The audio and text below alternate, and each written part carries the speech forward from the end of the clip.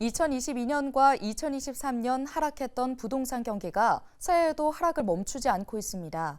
새해에는 미국의 금리 인하 가능성이 커 국내 금리 인하와 부동산 매수 심리 회복에 대한 기대가 늘고 있는데요. 오늘은 서진형 한국부동산 경영학회 회장을 만나 새해 부동산 시장을 전망해 보겠습니다. 올해는 그럼 늘어날 수 있을까요? 올해의 경우에도 부동산 거래량이 급격하게 증가하기에는 한계가 있을 것으로 보여져요. 소비자들이 부동산 가격이 상승한다는 이 시그널이 좀 오면서 앞으로 상승할 것이다라는 기대가 있어야만 거래량이 늘어나게 되는데, 지금 글로벌 경제 위기나 부동산 시장 상황들을 봤을 때 이 거래량이 증가하기에는 한계가 있다. 그 거래량이 급감하는 현상들은 그래도 한 상반기까지는 이어지지 않을까, 이렇게 예측을 할 수가 있겠죠. 이제 미국에서 이 금리 자체가 이 안정되거나 또는 인하됨으로 인해서 우리나라 금리도 어느 정도 하향할 것으로 예측이 되고, 그리고 올해 공급량이라든지 이런 것들을 전체적으로 이제 검토를 했을 때 이 수요들이 그래도 이제 하반기 되면 어느 정도 증가할 것으로 예측이 되기 때문에 이 후반기에 들어서게 되면 어느 정도 매수세가 좀 살아나서 우상향하지 않을까, 이렇게 이제 판단이 되고요.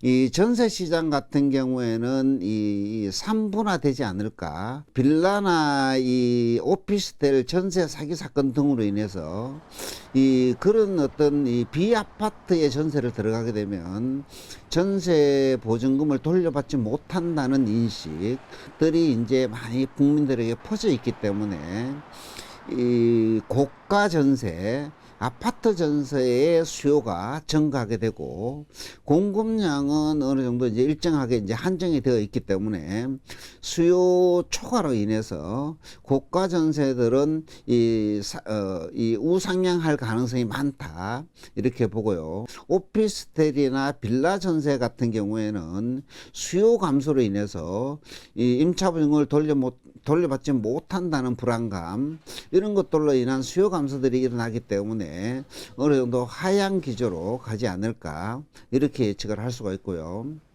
그 대신 이제 고가 전세로 가지 못하는 또 이제 세입자들이 있잖아요, 그죠?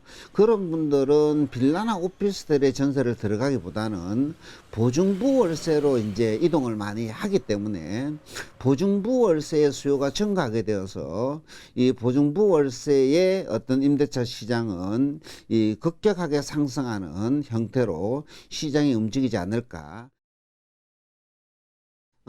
지금 현재 우리나라에서 가장 심각한 문제가 이제 서울과 지방 간의 양극화, 서울 지역 간의 양극화, 이런 현상들이 나타나고 있는데, 이런 현상들은 앞으로도 지속될 것으로 이렇게 예측이 됩니다. 왜냐하게 되면 인구수라든가 가구수가 사실 상승하지 않고 지금 감소하는 추세에 있기 때문에 수요가 집중되는 곳에는 가격들이 상승하게 되고, 수요가 줄어드는 곳에는 하락할 수밖에 없다, 이렇게 보는 거죠. 서울의 경우에도 이 지역 간의 양극화, 예를 들어서 강남 3구라든지 마용성이라든지 이런 지역들은 꾸준한 수요가 있기 때문에 상승할 수가 있고, 서울의 외곽 같은 경우에는 어느 정도 수요 축소로 인한 가격 하락을 예측을 할 수 있기 때문에 이 서울 지역 간의 양극화, 서울과 지방 간의 양극화는 앞으로도 지속될 수밖에 없다, 이렇게 보시면 되죠.